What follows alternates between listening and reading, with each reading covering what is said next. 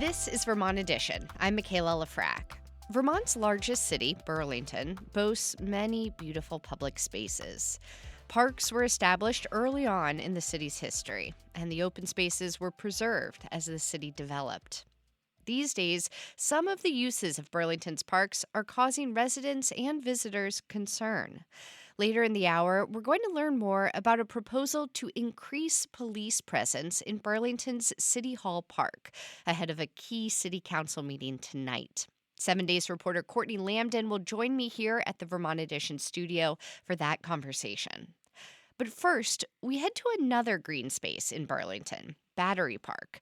It abuts the Old North End neighborhood and downtown, and it boasts a sweeping view of the city's harbor and Lake Champlain. Until this summer, Battery Park also had a 34-foot-tall wooden statue in it. It was a monument to Abenaki Chief Greylock. The city took it down this summer. The artwork was deemed a public safety risk after 40 years of exposure to the elements. Now, city officials and regional Indigenous leaders and Burlington residents are all trying to figure out what its replacement should look like and when it should be put in. And of course, deciding how to honor a complex part of a place's history is never easy. We'll chat more about that soon. But first, let's learn more about Chief Greylock himself. Here to help us do that is Zachary Bennett. He's an assistant professor of history at Norwich University in Northfield, Vermont. And he's also the author of the forthcoming book, Contested Currents, Rivers and the Remaking of New England. Zach, welcome to Vermont Edition. Thanks for having me. Yeah, and listeners, if you know a bit of the history we're discussing today and want to share something that you know about it, or maybe you have a question about Chief Greylock and the people he represented, you can call in at 800-639-2211. You can also email us at vermontedition@vermontpublic.org. So, Zach, tell us, who was Chief Greylock? Chief Greylock, in the most simplest way, is basically like William Wallace, if you're familiar with the movie Braveheart.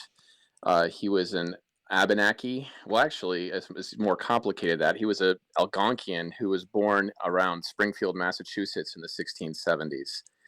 As a child, during King Philip's War, many Native Americans in southern New England had to flee their homelands, and he fled north like many of those people.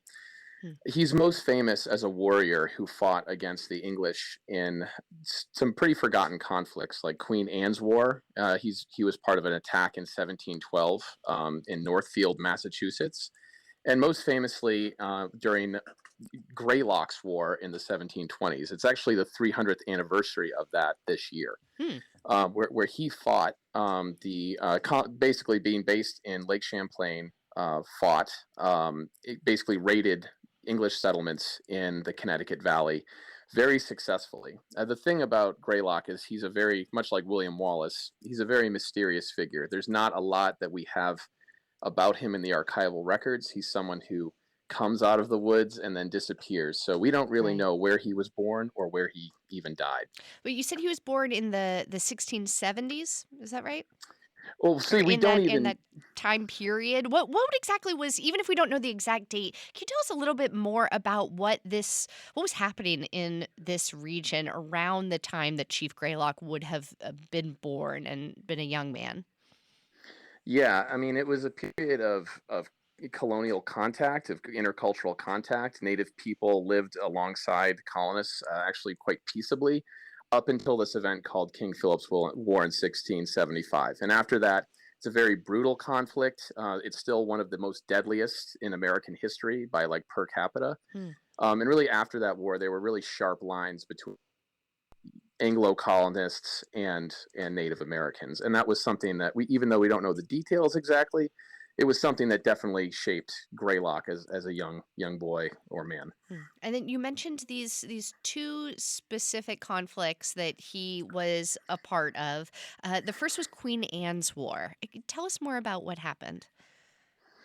Queen Anne's War is one of several conflicts that break out in the Northeast. I mean, we often think of the French and Indian War in the 1750s, the Revolution. But there were actually 5 wars, almost nonstop, that were mostly fought between the French and the English, and they were world wars fought across the globe, including the East. And many Native Americans, like Greylock, allied themselves, although they were independent, allied themselves with the French because the French, they had common interests of trying to limit English colonialism in the Connecticut Valley. Hmm. And then there was Dummer's War, also known as Greylock's War. That was in the 1720s. Tell us more about what happened in those raids. So, and that's a really interesting one because, again, most people look at those wars and they say, for a long time, people said, it was the French and the English fighting, and they just had the Indians helping them. Hmm. But this Dummer's War was actually the French were not involved, and one of the things that it shows is that Native Americans were actually the ones who were in many ways more powerful or initiating or fighting these conflicts against the English. Greylock kind of single-handedly this was also fought mostly in Maine, but on the western frontier here in Connecticut, on the Connecticut Valley, Greylock fought. He basically single-handedly, by gathering men, warriors from Montreal, Canada, and these other places, led raids that were very successful into the Connecticut Valley to kind of terrorize English settlements. Hmm. Was there a lasting impact of these raids? Yeah, what's really remarkable about Abenaki resistance to English colonialism is that they were outnumbered like 20 to 1. But by striking in small numbers and retreating into the wilderness up basically through with their canoes and these type of things, they were able to kind of strike fear into the hearts of colonists that really limited or prevented settlement well up until the 1760s. So Greylock doesn't win his war, but in many ways, the fact that northern New England is such a rural place is a credit to people like him. Hmm. Well, if you have questions about this period of history or know more yourself about Chief Greylock, call in at 800-639-2211. We're speaking with Zachary Bennett, an assistant professor of history at Norwich University in Northfield. Uh, Zach, there are a lot of holes in this period of history, as you just said. We don't have a ton of historical records. How do you collect information on that time? What are some of the primary sources that you look to when learning about people like Chief Greylock?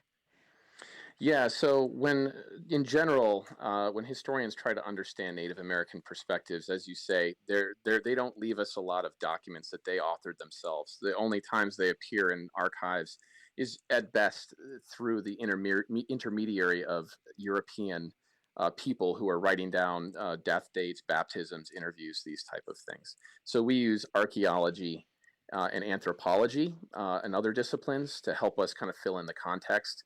And controversially, and this is very much a debate to the extent to which we should do this, we engage with contemporary Native American communities to understand, to learn their oral histories, to see if those stories can fill in some of those cracks. Hmm. And in just a few minutes, we will be joined by the Director General of Odanak First Nation from Quebec to fill in even more of those gaps in this history.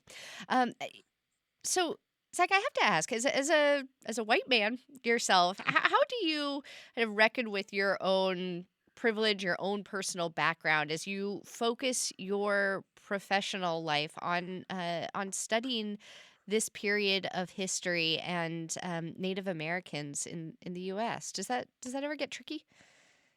Oh, it's very tricky. It's the first day of classes here at Norwich University, and I just actually got out of my first classes. And one of the things that I told my students, or we did like an activity, is to show that everyone has bias, or everyone has certain, and we all need to be, if we want to be objective, we need to be aware of our own biases, right, and be open to different perspectives to try to get as close as we can to the quote unquote truth.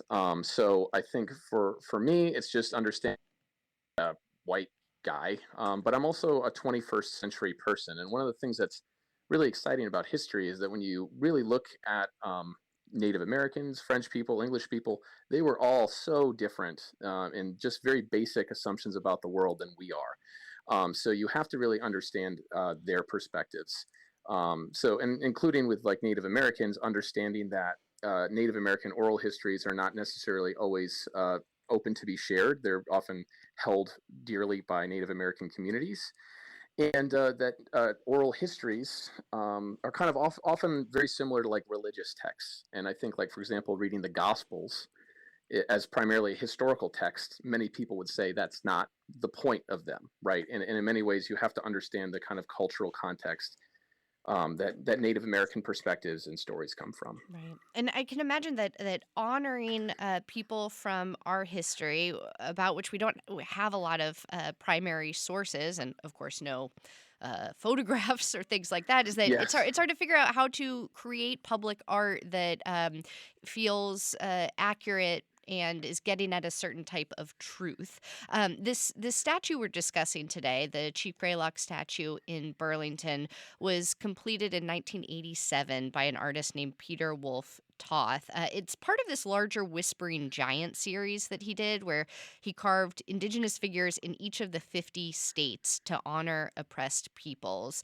And the artist himself fled Soviet occupation in Hungary, and said he identified with the struggles of these American peoples, which I found quite interesting. But the point here is that the sculptor said that the statue was intended as an abstraction, not to represent Chief Greylock specifically. Now, is there any way that we can know what Chief Greylock looked like?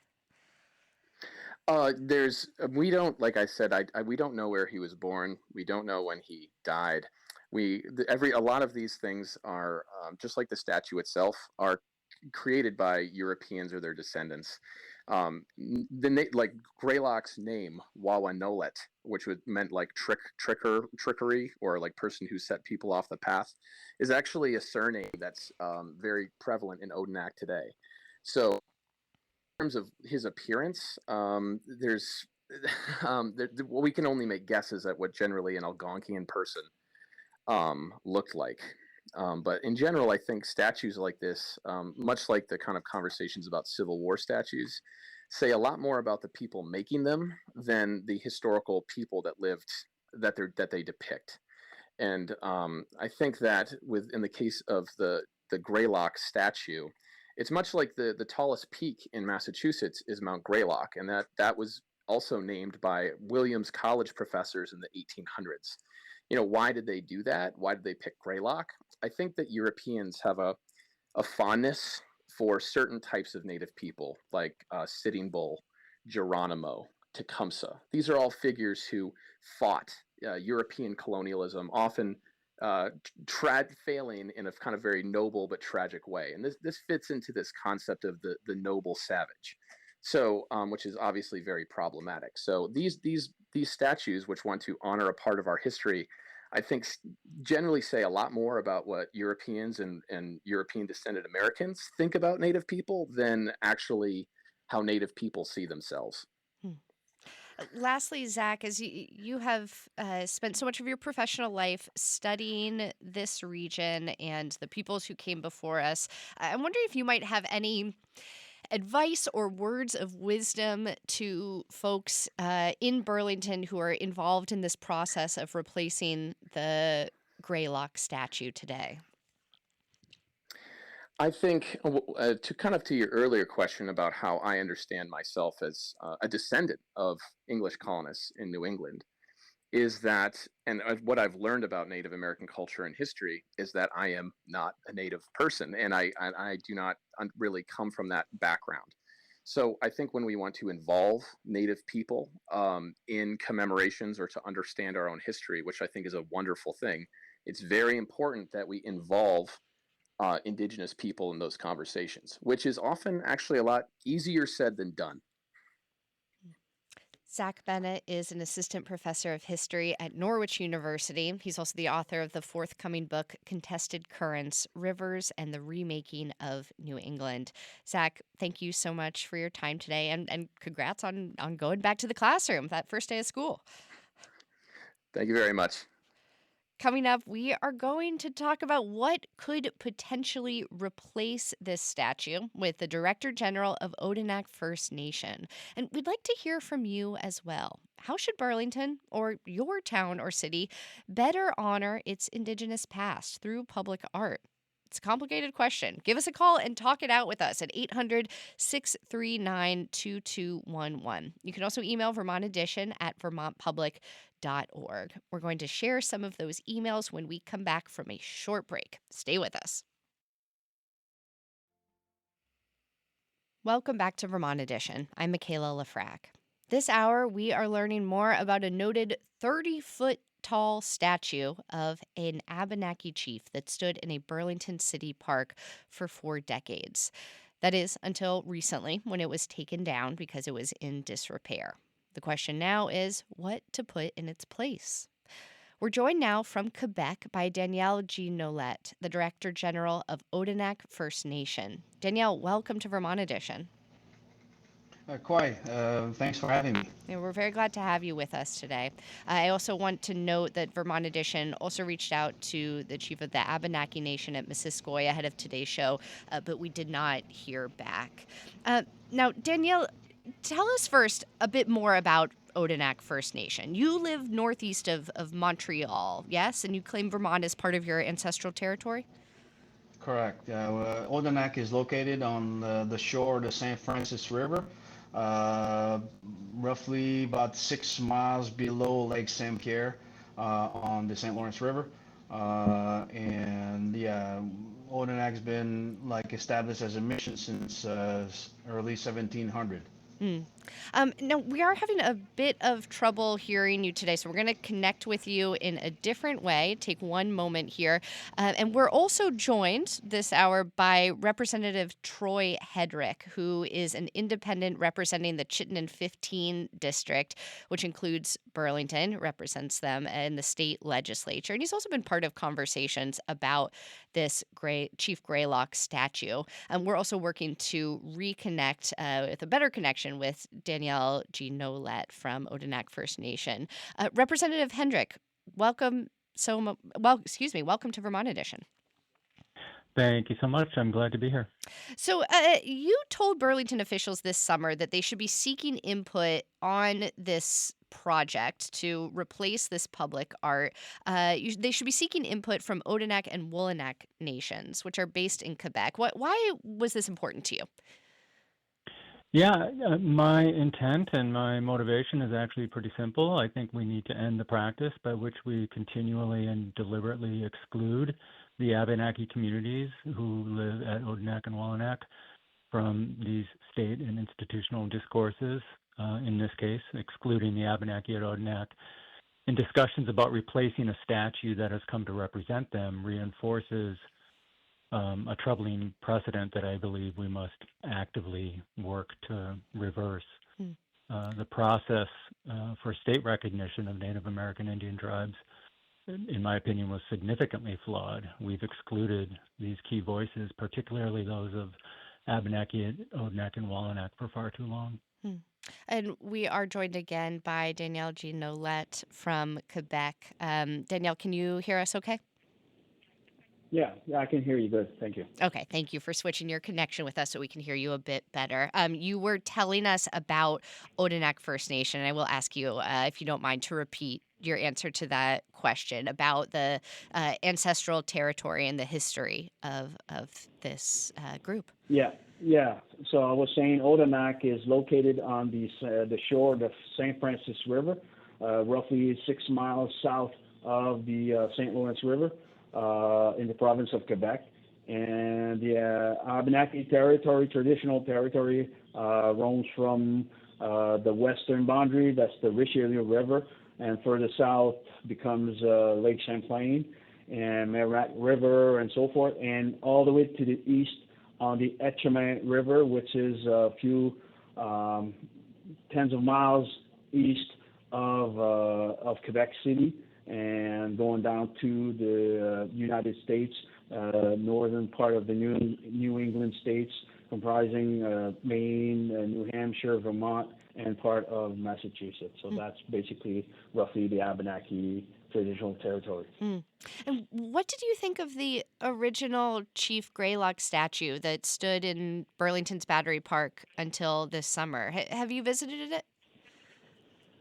Yeah, I've not seen it live, but I've seen it on pictures. Hmm. Yeah, I have. Well, my thought of it is like your previous speaker, the professor, saying that yeah, that was a replica, an image that one artist did in the late 1980s to represent Chief Greylock, but it hasn't been based on a picture or drawing of the Chief Greylock itself. So it was just like a vague representation of Chief Greylock. Yeah. Mm.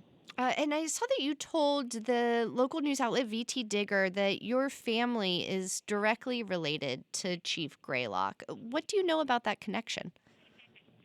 Well, actually, like again, Professor mentioned, Chief Greylock's name was Wawanalawat, and because at the time First Nations people only had one name. Well, you had one name given at birth, and then later on you had your definite name when you became an adult. So, and every individual had his own name, but coming with the contact with the European, then that's when we started to have first names and last names. And the last name we kept, in order when you were connected to, let's say, a person. So that's European. I would say your origin. And so Wawanalewat was the first one. First Wawanalet.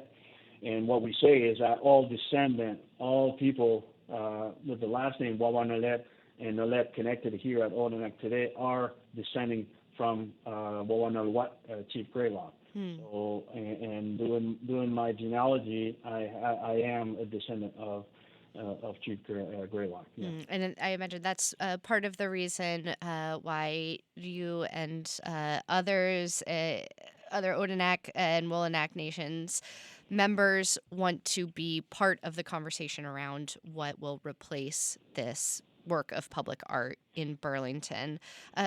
Vermont State Representative Troy Hedrick, again, you have been part of these conversations as well. Have you heard anything in recent weeks about why the statue has not yet been replaced? No, I've been as proactive as possible with the mayor, her chief of staff, and her assistant chief of staff, as well as the director of Burlington City Arts, just urging them to please provide outreach to the Abenaki leadership at Odanak. I have had some conversations specifically with the assistant chief of staff and the chief of staff. That hasn't really gone anywhere. The only news I've had is that they're currently evaluating the platform. I have followed up. I'm not getting a lot of response. I also reached out to the chair of the city council standing committee on parks, arts, and culture, asking them to give the Abenaki leaders at Odanak a proper hearing that will allow the committee to fully listen to their voices and to not simply limit them to 2-minute time slots during the public forum at a city council. But as of today, I'm not getting a lot of response. I don't know where things stand. I don't know what the plans are. But yeah, I'm doing my best to try and make these introductions that I think are important to make. And Vermont Edition did reach out to the mayor's office ahead of today's show, and they said that the city, as you mentioned, representatives, is analyzing the old sculpture's base, which is supposed to be used for the new sculpture as well. The Missisquoi Abenaki commissioned a 16.5-foot tall statue by an artist in Jay to replace the Chief Greylock statue.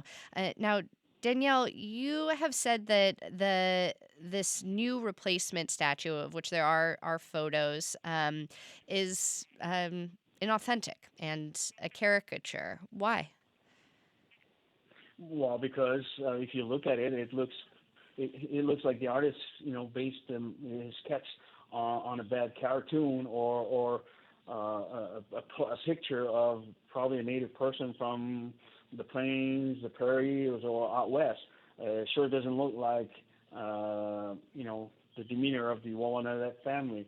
And like I mentioned to one of your colleagues, if the city truly wants to honor Chief Greylock's memory by replacing the statue by another one, And now this time to make a representation of how Chief Greylock would have looked like, I mentioned, well, we could provide different Wawanale family members old pictures of the 19th centuries, and an artist could look at different pictures of different Wawanale and say, well, make up its mind, and Chief Greylock could have looked like this, and not because first thing we noticed when we saw the sculpture from that Missisquoi group is offering to the city of Burlington is that's pretty bad. Sorry, but not want to diminish the artist's work, but this is not what if a city wants to really honor the memory of Chief Greylock, they should not accept this, in that matter, and they should ask for something, more, I guess, and like extensive work, from an artist, to do a better representation. A listener named Chana agrees with you. They write, "Thank you for covering this issue. We are long past stereotypical depictions of Native Americans, and the replacement statue is offensively stereotypical. It's also a direct affront to the controversy around who has a right to claim Abenaki heritage, and to have the word Missisquoi on the replacement statue when it was not on the original is something that Shauna disagrees with. And as they say, and as you have noted, Danielle and Representative Hedrick, this issue of this specific piece of public art and what should replace it gets at a much larger conversation about state recognized tribes in Vermont. That was the subject of an email that we received from David in Burlington, who says he's taught Canadian, American, and Indigenous history for 28 years.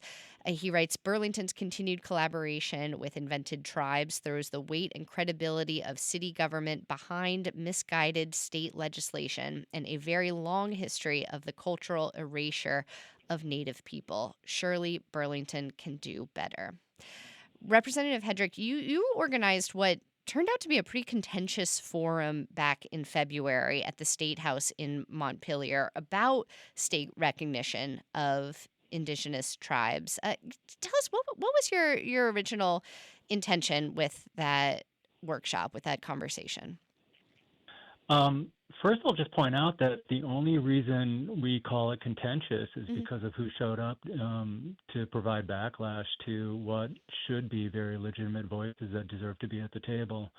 And again, my intent is to give voice and to give space and to listen to the voices of the Indigenous people that we know descended from those who took care of this land before we colonized it. This is incredibly well documented, and there's no dispute to that fact.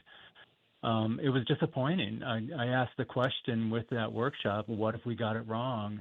And I'll just state clearly, I'm convinced that we got it wrong as a state, the state recognition process. And we have done nothing but exclude the voices of the Abenaki people who live at Odanak and Wallanack. So we drew the colonial border at the 45th parallel, white people. And truth be told, we didn't even do that right. The 45th parallel is actually about 3/4 of a mile to the south of the existing border. But white colonizers drew that line, not the Abenaki, and now we use that border to justify the exclusion of the Abenaki from any discussions at the state level or now at the municipal level that are having a significant impact on their continued existence, their identity, and their sovereignty. And this goes directly against the United Nations Declaration on the Rights of Indigenous People.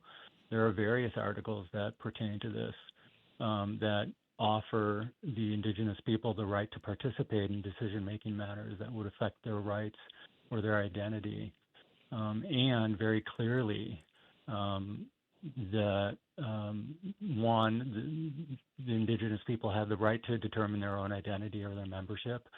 And Article 36 clearly states that we cannot use the excuse of international borders, as we did in Vermont, to bar Native peoples from that deliberation. We received an email just now from a listener named Jane who writes as a descendant of the Abenaki First Nation at Odanak. They're descended from the Abenaki on their maternal side and Vermont Quakers on their father's side. Jane writes, for many reasons, the city of Burlington should be working with the Abenaki First Nation of Quebec, whose homelands have now been settled. I have been researching my Abenaki family for over 20 years since I first learned of their existence in my family. They've received extensive help from a professor at Princeton and from genealogists at Odanak itself. I have found that once I learned about the records publicly available, I have found my ancestors' Abenaki heritage verified. It takes work, but it is very possible. Danielle, is this searching for heritage and for verified historical connection something that you have a lot of conversations about with people who reach out to you?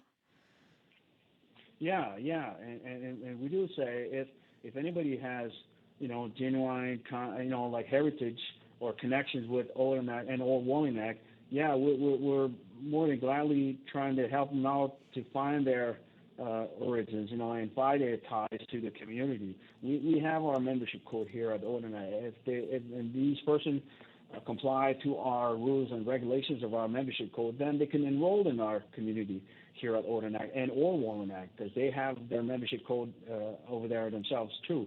So we encourage the people to conduct their research and look out at reliable sources to find like records, like birth certificate, death certificate, marriage license and stuff.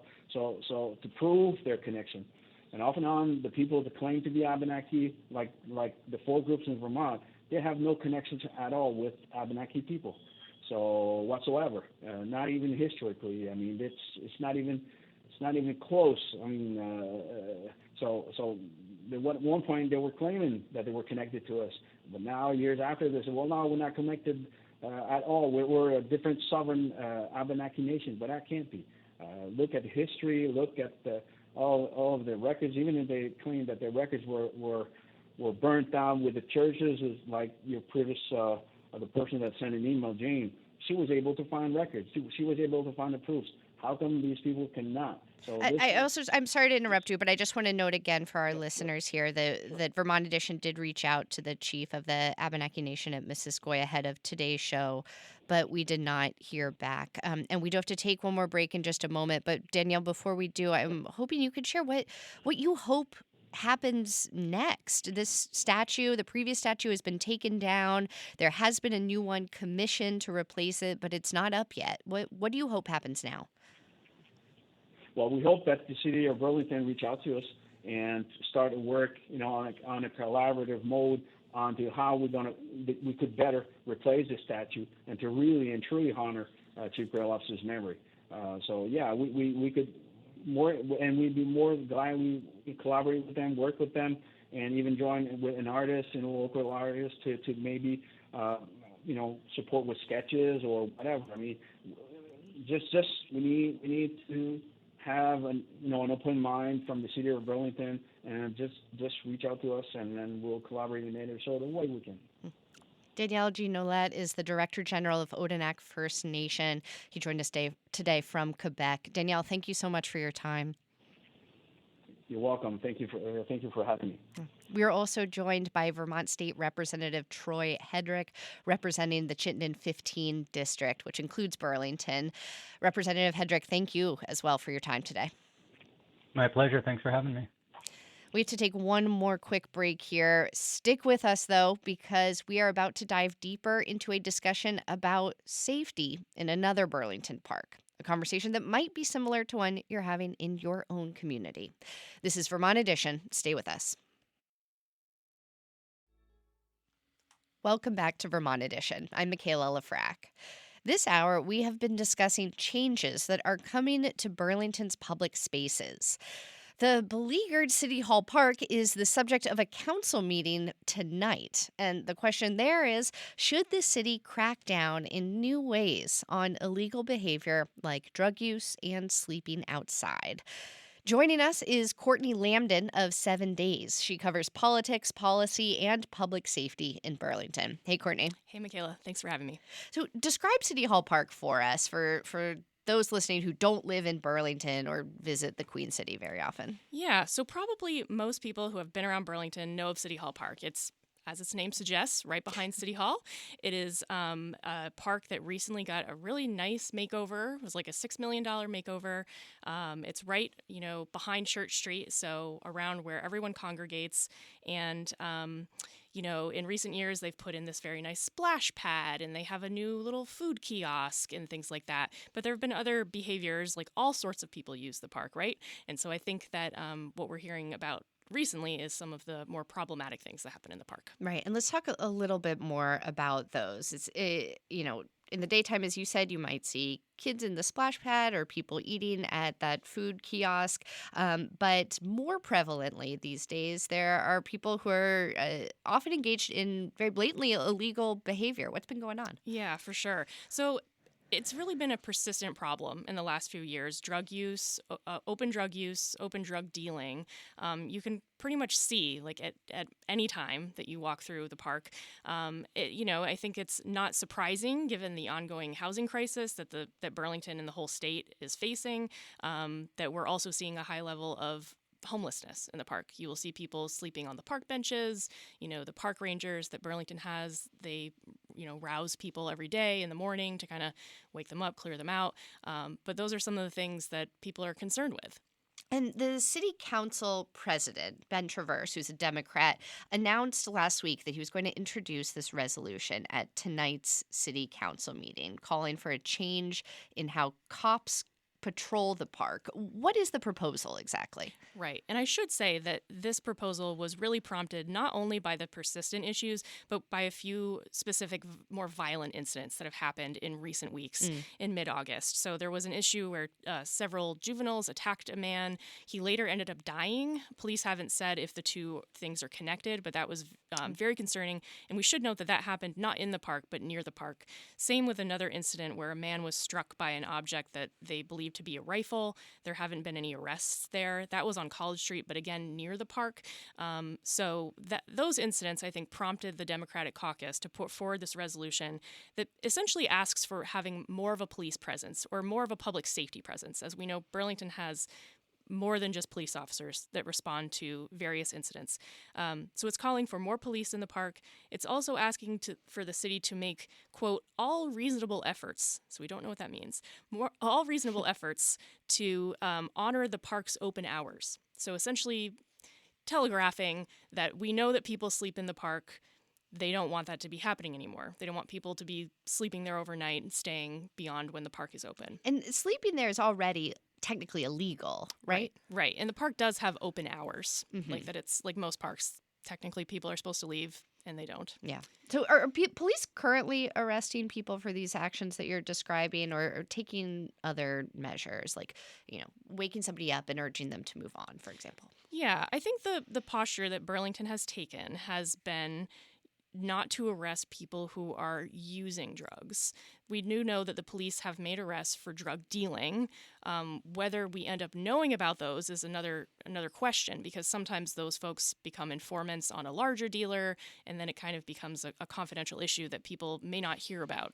So there is enforcement on that end going on. But I think it is more, if someone's having a mental health crisis, either the Howard Center Street Outreach will come in and maybe try and move that person along, or, but if a person is openly using, they're not being arrested for that.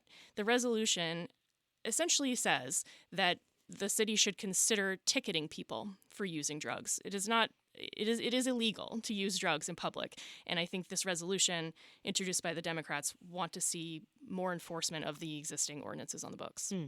And the city has already taken a number of measures, as you've mentioned, to try to address these issues and to make the area around City Hall Park more safe. There's a couple. There's a hotspots intervention strategy. I know the chief of police, Sean Burke, redeployed some sworn officers to increase visibility already this year. There's also something called the situation table. Can you describe some of these for us? Yeah. So since our interim chief Sean Burke came on board, he has really made an effort, I guess, to increase the visible presence of police downtown. Not stationing them in City Hall Park per se, but on nicer days over the summer, it was more common than in past years to see the police cruisers kind of parked at the intersections. Everyone who went downtown in years past, perhaps when the department was larger, was used to seeing that. Just sort of a visible reminder that people are watching what's going on down here. Right. So that is something, and the folks that have raised concerns about the behavior have also noted that they have said, we do notice more police downtown, but it's maybe not helping. So that is one effort that the city, I think, is continuing to work on. The situation table is a model that was not developed in Burlington. This is something that other communities have used. I think Brattleboro is one of them, where essentially it calls together a group of all sorts of stakeholders. So in Burlington, it would be the police. It would probably be some folks in the mental health services, and they convene a situation table, a kind of a discussion around. It can be any sort of problem. It could be someone like a mother who's trying to flee domestic violence. It could be something like that. But I think in Burlington, people are interested to see how this might work around folks who are kind of persistently causing problems. We've heard over and over that it's really a small amount of people that generate a large amount of police response in Burlington. So I think the idea is to try and find some way to interrupt and those behaviors that they're causing and intervene. But if it has started, I don't know if we know yet what sort of results they're seeing. So as you said, one of the points in this resolution is to consistently station police in City Hall Park during all its open hours. Burlington's police department has been short-staffed for years now. Are they still trying to hire new officers? Yeah, they most certainly are. And I think Chief Burke has tried to use some different strategies that have been used in the past. But I think the message that we've heard consistently has been that it takes time to do this. Vermont only has, I think it's 2 classes a year, perhaps, at the State Police Academy. I could be wrong on that, but it's few. So the number of officers that can be trained up in any given year is not huge. They have to go through the academy, they have to graduate from the academy, and then they have to do a field training rotation with a more senior officer before they can really be considered off on their own and patrolling. So recruitment, it takes time. That is certainly a challenge in Burlington. Right. Yeah. I imagine another challenge is trying to figure out the space, and there's always space, between perception and reality when it comes to crime in a city.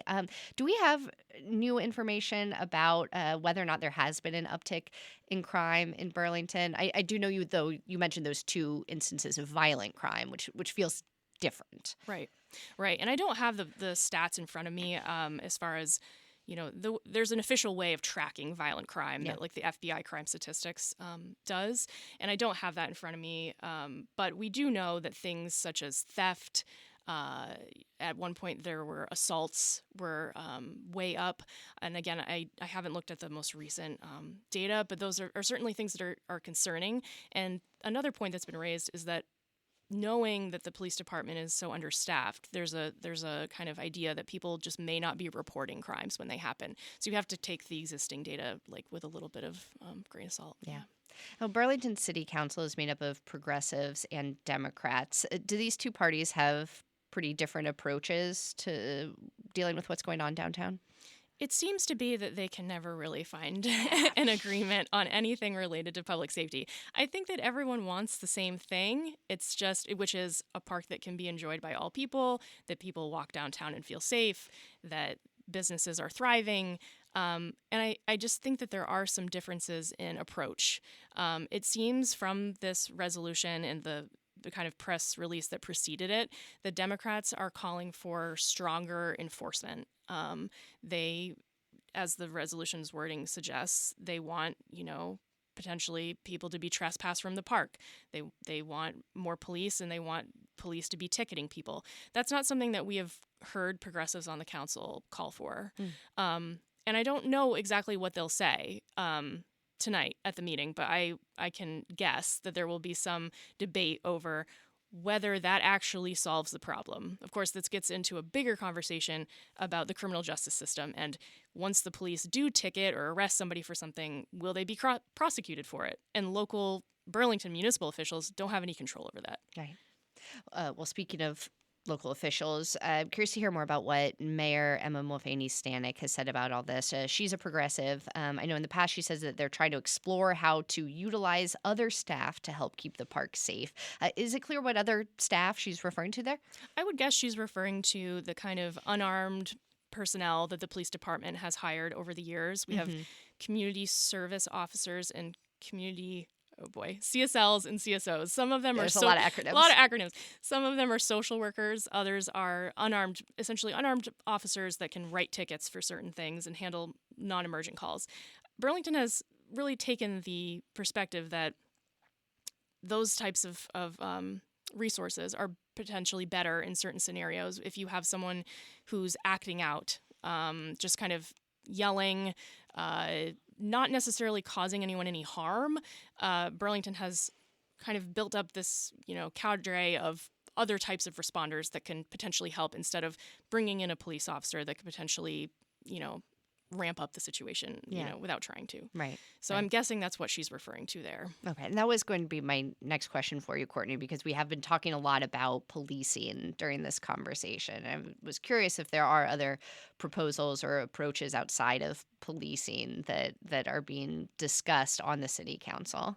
Yeah, I think that has been an ongoing conversation really since the original now very controversial 2020 vote to reduce the size of the police force. Yeah. The idea was to bring in other types of reinforcements, civilian reinforcements. So that's something ongoing, and that is something that both progressives and Democrats, they're on board with that. I think it's just, how do we want to use our police force is the question. And Emma, the mayor, has said, when I spoke to her on Friday, she's a little bit wary of promising in this resolution something that the city can't deliver. As we've talked about, there are staffing challenges with the police department, and she doesn't necessarily think it is wise or feasible to put them all, say, you have to be in City Hall Park, because they can't do that. And if the council passes a resolution saying that, it might set up unrealistic expectations. She also knows that if we just clear out the park, it could be pushing those behaviors to another place in the city. So I think we can expect her to say some of those things tonight. Right. And as we've mentioned, Courtney, you'll be attending this city council meeting for 7 days. It's going to be in progress, likely during tonight's rebroadcast of Vermont Edition, if you happen to be listening to this conversation in the evening. Courtney, what are you going to be listening for primarily? Yeah, I will be listening to the public forum. I expect there will be a number of people that will come out and share how they're feeling, maybe their personal experiences about what they've seen downtown. And I guess what I'll be hoping to hear is some level of compromise that can be found between the Progs and Democrats. We know, though, that the Democrats have a majority, and they could listen to what their colleagues have to say, but in the end, they can kind of pass whatever resolution they want to. So I will be interested to see if they can find any common ground, because I think that would be probably best for everybody. Courtney Lamdin is a staff writer with 7 days. Courtney, thank you so much for joining us again on Vermont Edition. Thanks again. And you can find her reporting on 7 Days website and in print as well. All right, well, that is all the time that we have for today's discussion. Thank you to everybody who called and wrote in to participate on these particularly controversial topics. We really appreciate hearing from so many different angles and sides today. Tomorrow, we're going to be kicking off our annual Back to School series, School Stories, with a look at what is going on with the redistricting efforts in Vermont. I will learn how to say that word properly before tomorrow. Redistricting, also a controversial one, and it's going to be a really interesting discussion. So be sure to join us tomorrow, Tuesday at noon. Today's show is directed by Mary Angish. John Ahrens is our managing producer. Andrea Lorien and Daniela Fierro are our producers. Our call screener today was Kelly Delorier, and our theme music is by Myra Flynn. I'm Michaela Lafrac. Thank you so much for listening, and we will catch up again soon.